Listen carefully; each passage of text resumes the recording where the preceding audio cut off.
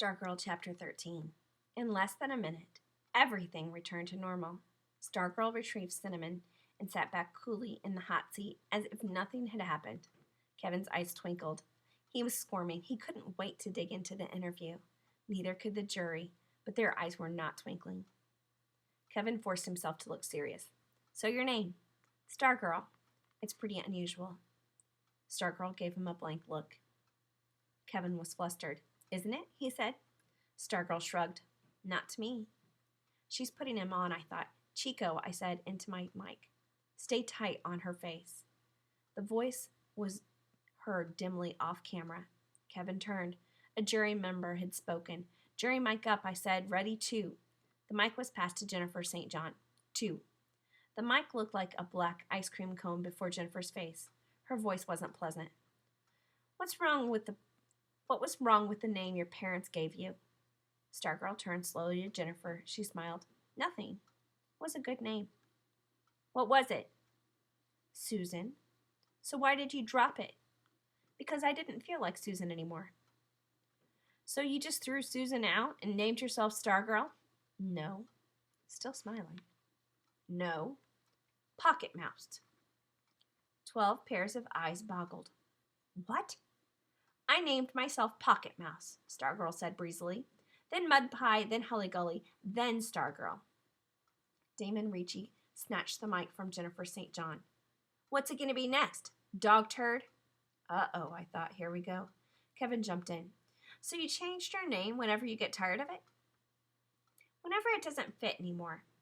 I'm not my name. My name is something I wear, like a shirt. It gets worn, I outgrow it, so I change it. So why Stargirl? Oh, I don't know. She petted Cinnamon's nose with her fingertip. I was walking in the desert one night, looking up at the sky like, she chuckled, how can you not look at the sky? And it just sort of came on to me, fell onto me. Kevin looked up from a sheet of prepared questions. So what do your parents think? Are they sad you didn't keep Susan? No, it was almost their idea. When I started calling myself Pocket Mouse when I was little, they called me that too, and we just never went back. Another distant voice from the jury. I tapped the sound man. Jury mic, and keep all mics open. I hated to do it. It was Mike Ebersole. I said, do you love your country? Yes, she answered briskly. Do you love yours? Ebersole ignored her question. Why don't you say the Pledge of Allegiance right? She smiled. Sounds right to me. Sounds like you're a traitor to me. Jurors were only supposed to ask questions, not make statements. A hand reached into the picture and grabbed the mic from Ebersole. Becca Rinaldi's angry face appeared on camera too. Why do you cheer for the other team? Stargirl seemed to be thinking it over. I guess because I'm a cheerleader. You're not just a cheerleader, you dumb cluck. Becca Rinaldi was snarling into the mic. You're supposed to be our cheerleader. A Micah cheerleader. I glanced at Mr. Robinow. He was turned away from the monitors. He was staring straight at the set through the control room window. Stargirl was leaning forward, looking earnestly at Becca Rinaldi, her voice small as a little girl's. When the other team scores a point, don't you see how happy it makes all their fans? Doesn't it make you happy too? Becca growled. No. Doesn't it make you want to join in? No. Don't you ever want the other team to be happy too? No. Stargirl seemed genuinely surprised. You don't always want to be the winner, do you? Becca scowled at her, jutted out her jaw. Yes, I do. I always want to be the winner. That's what I do. I root for us to win. That's what we all do. She swept her arm around the set. We root for Micah. She jabbed her finger at the stage. Who do you root for? Stargirl hesitated. She smiled and she threw out her arms. I root for everybody. Kevin, to the rescue, thankfully clapped his hands. Hey, how about this? Maybe it should be official. Maybe one person in the whole district should be appointed to be on, he waved his arm, everybody's side. Stargirl reached over and slapped Kevin's knee. She could wear every school's letter on her sweater. Kevin laughed. She'd have to be as big as a house. Stargirl slapped her own knee. Then no letter at all. That's even better. She looked into the camera and she swiped at the space before her. Out with letters. Cheerleader at large.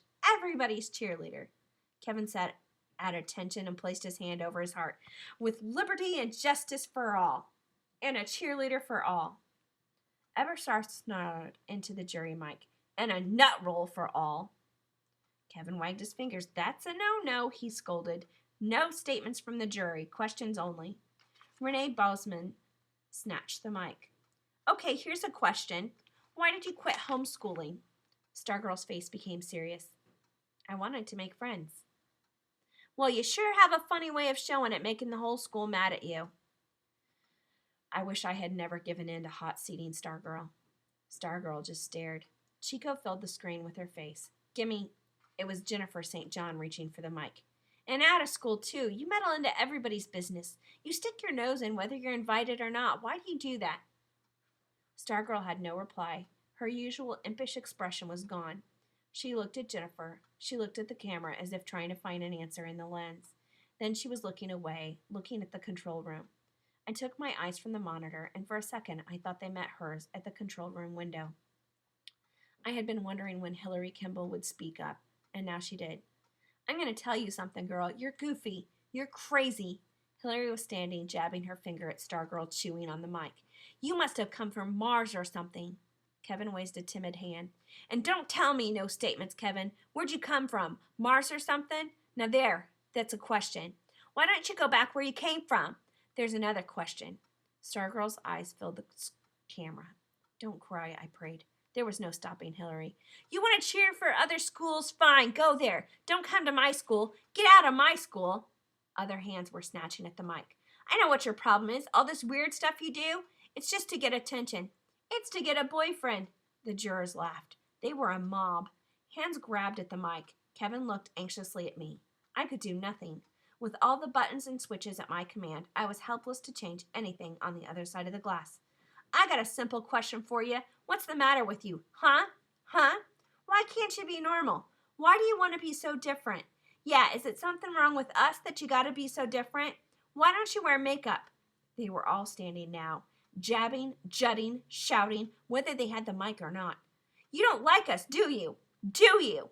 Mr. Robinow flipped the master toggle on the console. That's it, he said. I flipped the studio sound switch. That's it. Show's over. The jury went on shouting.